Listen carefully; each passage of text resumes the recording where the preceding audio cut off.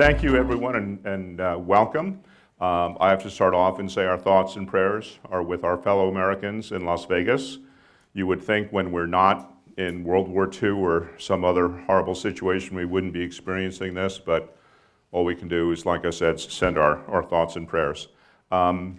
This is the first time I've done a 6-month campaign, so bear with me. As I was going through, the biggest decision I had to make was what were the key battles and what were the ones that we're just going to mention in passing. So if you're familiar with this campaign and I don't cover your favorite battle, sorry, but we'd be here for the next 3 days if I tried to do that. We'll hold questions to the end. So ready, set, here we go. Now, I've never put this before, but I was in the 1st Marine Division, and tonight I'm talking about the 1st Marine Division, and I couldn't be prouder if I tried. So that's why I did this. This is the emblem of the 1st Marine Division, and guess what's dead center? Because till the end of time, that division will be prouder of what they did at Guadalcanal than anything that any division before or since has ever done.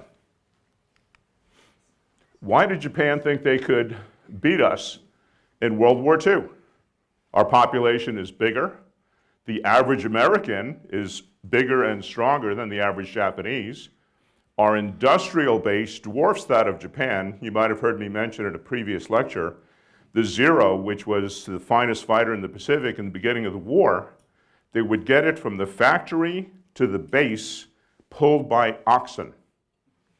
That explains Japan did not have the industrial base that we did. Why did they take us on? Because the Japanese thought we are morally and physically weak. They had the spirit of Bushido going for them. They were willing to suffer and die for the emperor. We were certainly not willing to do that for our president. I had to start off by mentioning this, War Without Mercy, a book, the entire title, War Without Mercy, Race and Power in the Pacific War. It helps us understand what was going on. The war between the US and the Nazis, not the Germans, is a war between kind of similar people. Most of the German people were considered good. They'd been perverted by the evil Nazis. But the Japanese, the Japs, there's no Nazis who are perverting them. This is who they are. They're inherently evil. Both sides saw the other with racial stereotypes. And in order to understand the ferocity of warfare in the Pacific, it's important to understand that this was going on. These are some of the Japanese beliefs and truths about Americans. We, along with the British, French, and Dutch, had enslaved much of Asia, colonialism. We had prohibited Asian immigration into the United States. Well, if that's not racism, what is?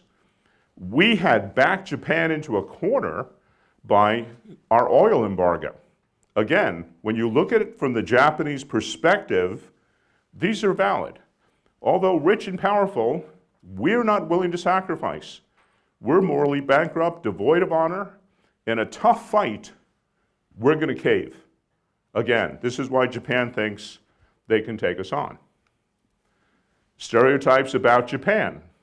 Japanese, physically weak, technologically backward, and they've got such poor eyesight, they can't fly. Imagine our surprise at Pearl Harbor. And they can't manufacture good airplanes. The good Asians, the Chinese, are being slaughtered. Oops, sorry. I do that sometimes. Are being slaughtered by the bad Asians, the Japanese. Japanese are inherently sneaky.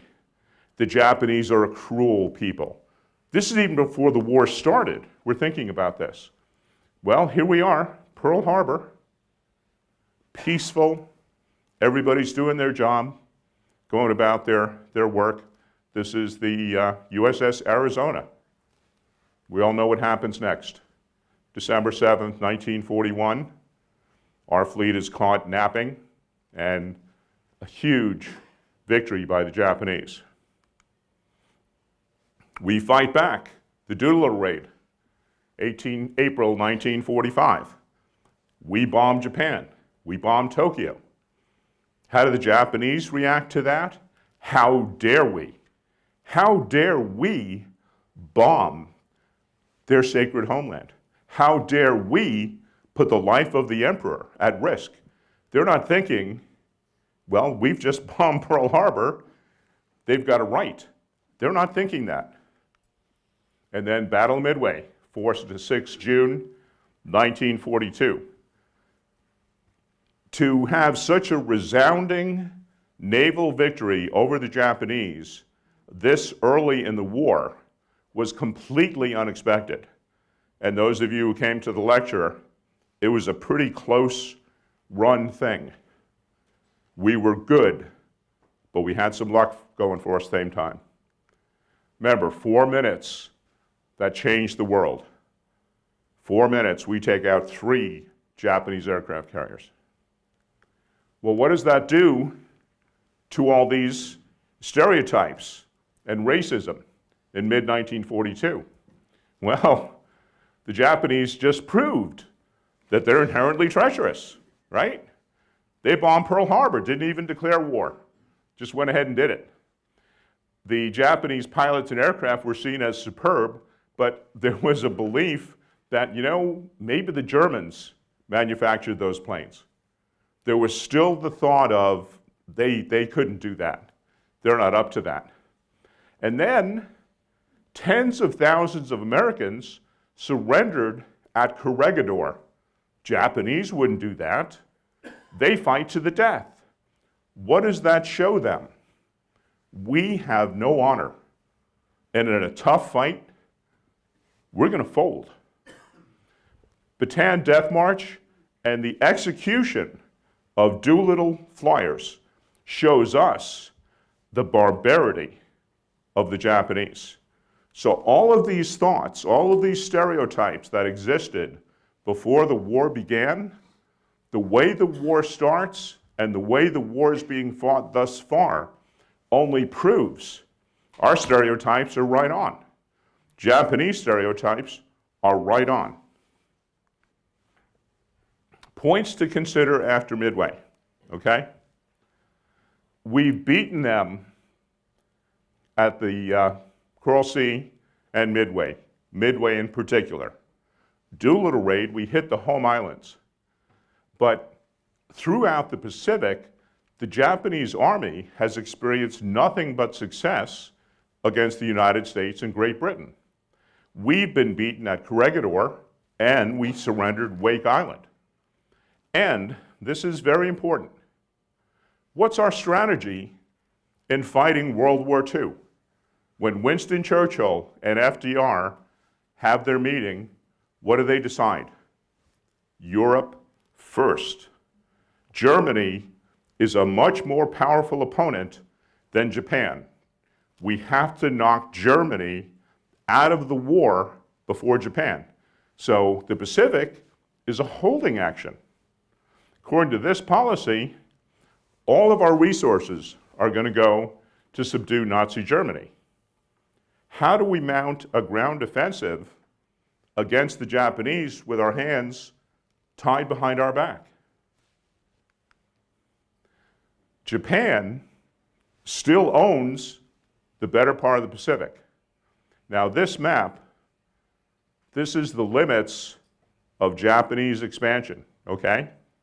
I'm going to show you a better map of Guadalcanal, but the reason I'm showing you this is Guadalcanal. US is out this way. Here's Hawaii up here. So a lot of our stuff goes to Hawaii and then goes to Australia.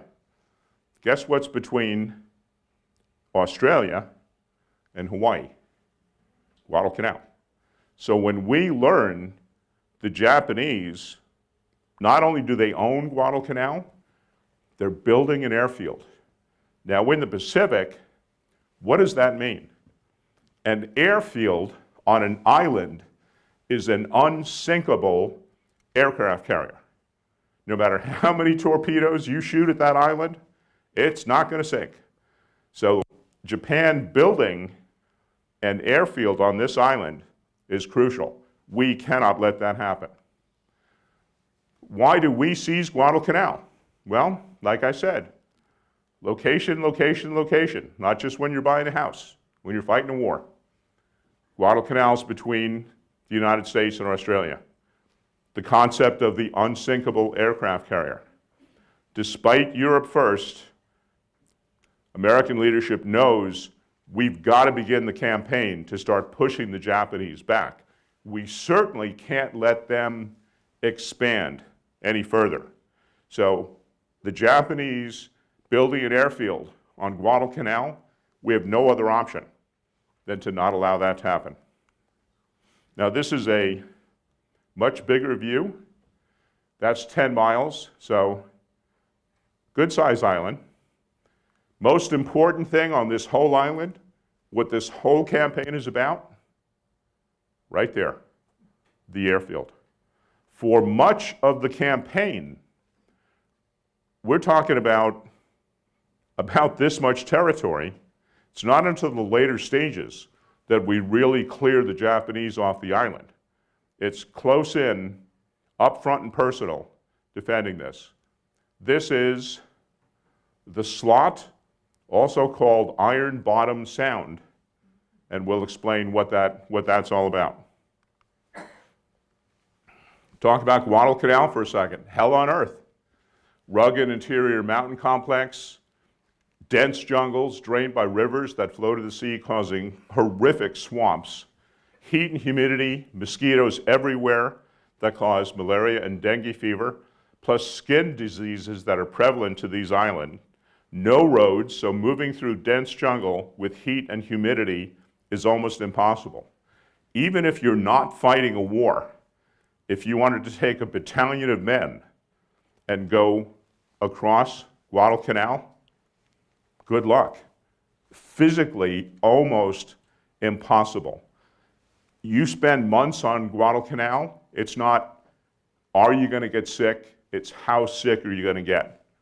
Absolutely horrific. Campaign is from 7 August 1942 to 8 February 1943. So like I said, not talking about a battle, talking about an entire campaign. Code name, Operation Watchtower, but the troops called it Operation Shoestring because that's how they felt. We're doing this on a shoestring, okay? When you look at D-Day and thousands of ships and millions of men, that's not Guadalcanal. That's not what we're talking about. Admiral Robert Gormley in overall command, Vice Admiral Jack Fletcher, crucial in the Battle of Midway. He's in charge of carriers. Rear Admiral Turner, amphibious forces.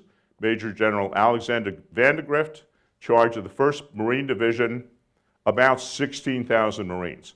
So this is leadership. And the reason I present that to you, who's doing what, is going to be extremely important. Planning meeting, 27 July. So we're invading 7 August. 27 July, is it even 2 weeks? Admiral Fletcher thinks his carriers are too important to risk against Japanese air power. He plans on withdrawing his carriers only 48 hours after the landing. General Vandegrift needs 5 days. And he initially says he's going to withdraw them after 48 hours. He agrees to 72.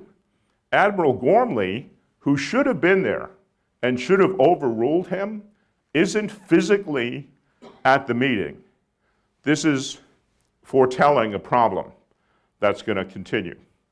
This decision, even before we invade, is going to cause some problems. Okay. 7 August, good beginning. Japanese don't expect the attack, mostly construction workers. Airfield is 50% completed, so when the Marines land, they're unopposed. So on the second day, they secure the airfield. Oh, code name for the island is Cactus, and again, that'll come into play in a second. The Marines use Japanese supply and construction materials to complete the airfield. So first day, good stuff. You think of the later campaigns, when just getting on the beach is horrific, Tarawa, Saipan, not Guadalcanal.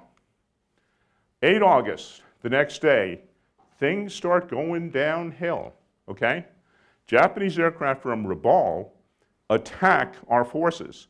Now, they're beaten back by Admiral Fletcher's carrier planes, but he's not too happy. He's lost part of his aircraft, getting low on fuel, so he says, you know something?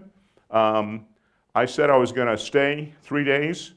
I'm leaving the second day, okay? Gormley, still in Noumea, will not overrule Fletcher. He's gone. He takes his carriers and he takes off. That evening, a Japanese fleet slips into the area unopposed and attacks the American fleet. Again, the only good news on the first 2 days, Marines have captured the airfield. Battle of Tsavo Island. I said I wasn't going to tell you about all the battles. I got to tell you about this one.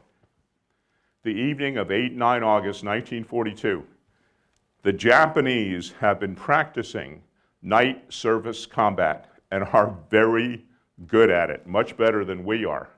1:36 a.m., Admiral Mikawa gets up close and personal to the combined Allied fleet with these 5 heavy cruisers: Chokai, Aoba, Kako, Kunugasa, and Furutaka.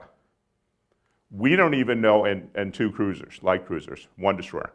We don't even know they're there until they open fire. In naval warfare, that should never happen. But in this battle, it happens. This is the Chokai, Mikawa's flagship. By 2:20 a.m., we had lost a good part of our fleet. These heavy cruisers, USS Vincennes, USS Quincy, USS Astoria, and HMS Canberra. What does HMS stand for? Her Majesty's what? Australian. Very good. That's an Australian ship. So these heavy cruisers are sunk. And what do the Japanese lose? Nothing. Minimal damage. Admiral Mikawa could destroy the remaining U.S. fleet, the supply ships, the transport ships, but he thinks the carriers are still there. So he hightails it for home.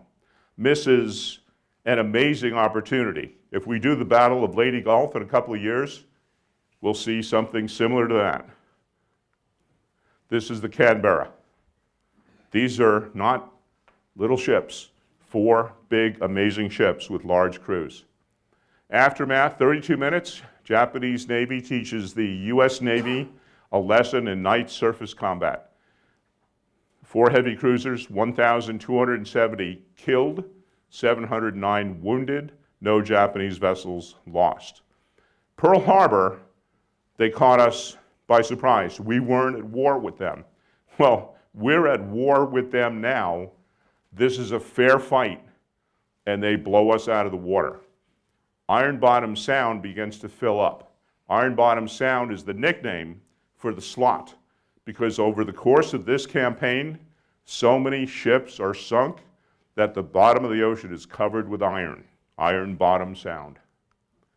9 August, the amphibious fleet leaves. Our ships, the troop transport supply ships. 1st Marine only has about half their supplies, and they still don't have 20% of their men. They're still on board the ships. But the Navy says, see ya, we're out of here. Carriers left, Japanese fleet shows up last night. We're not staying around. So until the U.S. Navy is able to return, Marines are on their own.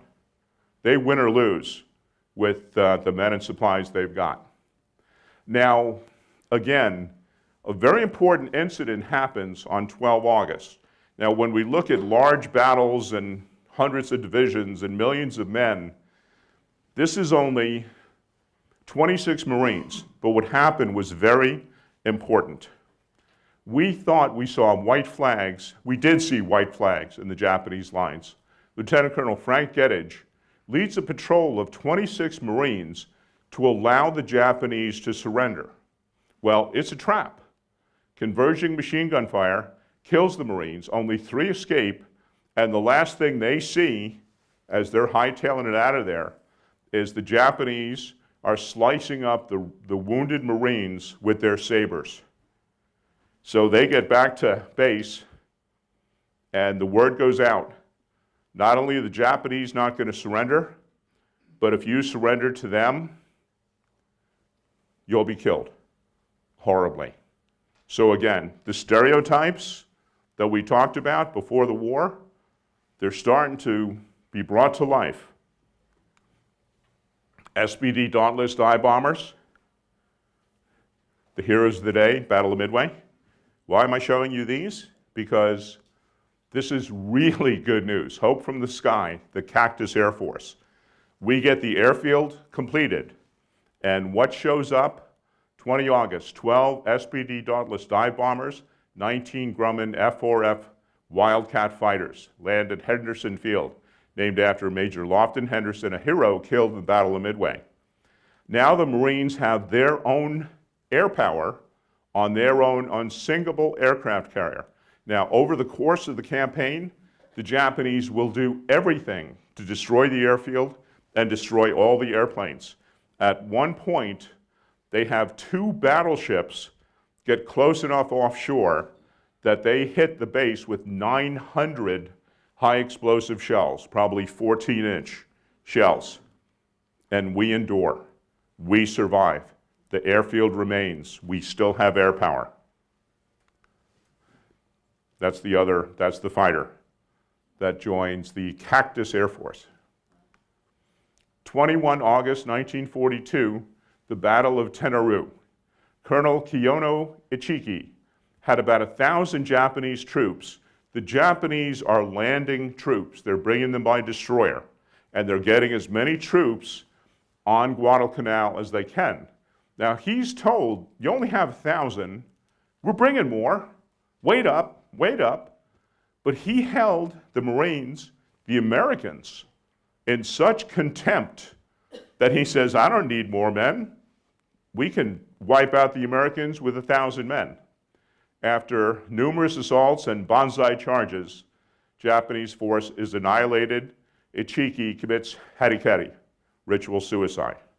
Again, foretelling the type of fighting that we're going to experience. And also an indication that the Japanese are finding out all of their beliefs about Americans, morally corrupt, decadent, weak, we give up easy. Not the Marines. These are the Japanese dead after that battle, piled up. Campaign rages on. I told you we weren't going to cover every battle. We just can't. 24 August 42, Battle of the Eastern Solomons, losses on both sides, including thousands of Japanese troops in transport ships. Japanese are trying to reinforce. Well, when you sink a lot of transport ships full of a lot of troops, you kill a lot of Japanese soldiers. Battle of the Ridge, General Kawaguchi leads multiple attacks. His force is decimated. 11 to 12 October 42, Naval Battle of Cape Esperance. Japan loses a cruiser and a destroyer. U.S. loses a destroyer, but the Japanese still manage to land reinforcements. Now, interestingly, the USS Esperance, escort carrier, named for this battle, carries the F-86s of the 4th Fighter Wing from the West Coast to Japan to fight in the Korean War after World War II. I know you wanted to know that. 18 October 42, Admiral Nimitz finally wises up. He has observed what's been going on with Gormley, and he says, enough. So the head of the Guadalcanal command is replaced, doesn't have the aggressive spirit. And Nimitz thinks, who's the most aggressive admiral I've got? Oh yeah, Bull Halsey. Halsey's put in charge. His first directive, kill Japs, Kill Japs, kill more Japs. He was exactly the right man in the right place at the right time for this campaign. 22-25 October, major Japanese counteroffensive. They've got 20,000 troops on the island. They go against 23,000 US Marines and Army soldiers. By this time, the Marines are in bad shape. A lot of them have malaria. Japanese attacks are ferocious but uncoordinated. At Bloody Ridge, Marine Lieutenant Colonel Chesty Puller's battalion beats back the Japanese attack. Old Chesty becomes one of the great legends of the Marine Corps. I got to share this with you. During the Korean War, his unit is surrounded on all sides by the Chinese. When an officer comes up and reports this to him, Chesty says, "Good, we can attack in all directions." That's the kind of guy he was. 25 October, the legend of Marine Gunnery Sergeant Manila John Basilone is born. This is a statue of him carrying his machine gun. I want to read this to you. About midnight, from the gloom of ink-black darkness, came hundreds of screaming Japanese troops, throwing themselves on the flesh-cutting barbed wire. The first of the waves formed human bridges for their comrades to leap across. One of the Marine section leaders facing them was Sergeant Basilone, an experienced machine gunner. Basilone knew his guns would be tested for their mechanical limits. It would be up to him to keep them firing. During the attack, when grenades, small arms, and machine guns were ripping the night and exploding human flesh splattered friend and foe, Sergeant Basilone stayed with his malaria-ridden men, repeatedly repairing guns and changing barrels in almost total darkness. He ran for ammo or steadied his terrified men who were firing full trigger to keep a sheet of white-hot lead pouring into the ranks of the charging Japanese. Bodies piled so high in front of his weapon pits they had to be reset so the barrels could fire over the piles of corpses. Not even the famous water-cooled heavy machine guns could stop all the assaults, and one section of guns was overrun. Basilone took one of his guns on his back and raced for the breach in the line. 8 Japanese were surprised and killed. The guns were jammed by mud and water, and a few yards away, the Japanese were forming for another charge. Frantically stripping mud from the ammo belts, men fed them into the guns as Basilone cleared jams and sprayed the fiendish troops rushing at his position with razor-sharp bayonets and hands full of grenades. Sometime after 0200, 2 a.m., the firing died down. No one relaxed. At 3 a.m., the final remnants of the Sendai regiments with their officers prepared themselves for a final banzai charge. The full weight of the fanatical Japanese seemed to fall on Basilone's men, but he had set up a crossfire which smashed the charge. Dropping to the mud, still screaming, Colonel Sendai's remnants crawled forward trying to reach their tormentors. Depressing the muzzles of his weapons, Basilone destroyed them.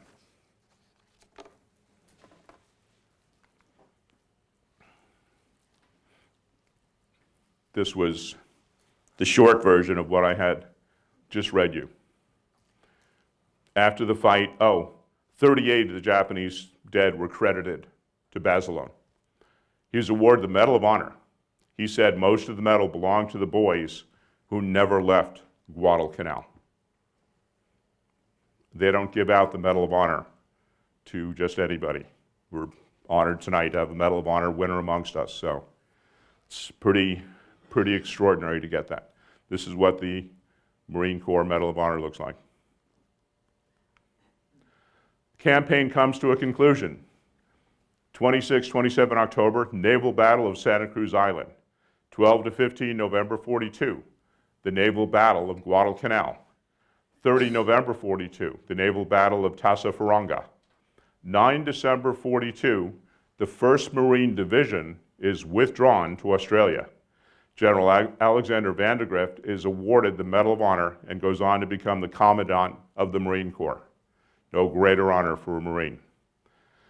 Army General Patch takes command, and from 17 December 42 to 8 February 43, heads an offensive to take the entire island of Guadalcanal back from the Japanese.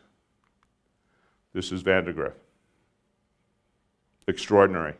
I mean, when you look at the obstacles that he had to overcome to have his men literally abandoned by the US Navy, whose primary job, I love the Navy, don't get me wrong, but their primary job was to support the Marines on Guadalcanal, and they left.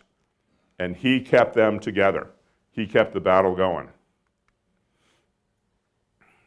This was written to a Marine who's killed at Guadalcanal in 1942. When he goes to heaven, to St. Peter, he will tell, "One more Marine reporting, sir. I've served my time in hell." Aftermath of Guadalcanal. 9 February 1943, the Japanese evacuated their 12,000 soldiers still on Guadalcanal. Think about that. Japanese don't do that. They don't give up. They fight to the death. But they withdrew 12,000 men because they knew they were not going to win the Battle of Guadalcanal. It was like, well, let's at least save these 12,000 men and we'll fight another day. This is entirely contrary to the Japanese psyche for them to do this. We lost 1,752 men killed during this campaign. Japanese lost over 24,000. Again, indicative of the war in the Pacific. Big reason for that is our combined arms, our technological superiority, our superiority in men, materiel, bombs, bullets, planes, tanks, flamethrowers. We got more of the stuff that we need to wage war. At Midway, they learned that their vaunted Kido Butai, that's their core Japanese aircraft carriers, could be defeated. But now, their armies can be defeated, and their combined arms can be defeated. They had some naval victories, but when push came to shove, we held Guadalcanal, and they took off. The ferocity of this fight sets the tone for the rest of the war in the Pacific.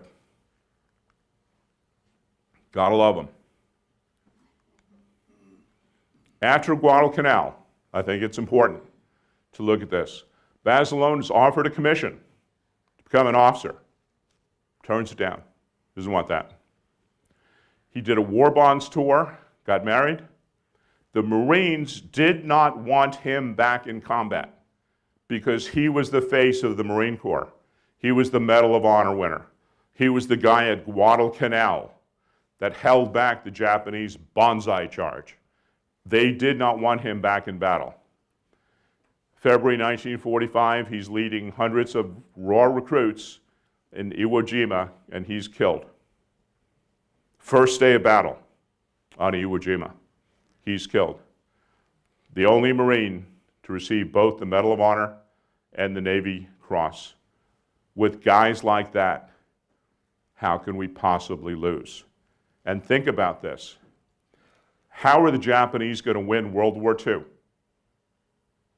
We're bigger, we're stronger, we have better technology, we have this incredible industrial base. But we're weak, we're morally bankrupt. When we go toe-to-toe with them and their Bushido spirit, we have no chance. That's what they tell themselves. That's what they tell their troops. That's what gets them in a war with a nation that is population-wise, industrially, weapons technology, far and away better than the Japanese. But they can overcome all of that because the spirit of Bushido. Just think what was going through their minds after Guadalcanal. Oh my gosh. We knew they were bigger. We knew they were stronger. We knew they had more stuff. We knew they had an industrial base that we can't begin to compete with. And they're willing to go toe-to-toe with us. They got guys like Basilone that are willing to do what he did and get back in the fight. Just think of what's going on in the Japanese mind when they realize all of their assumptions were wrong. Everything that they had counted on was not to be. Bad news all around. This is Basilone's grave.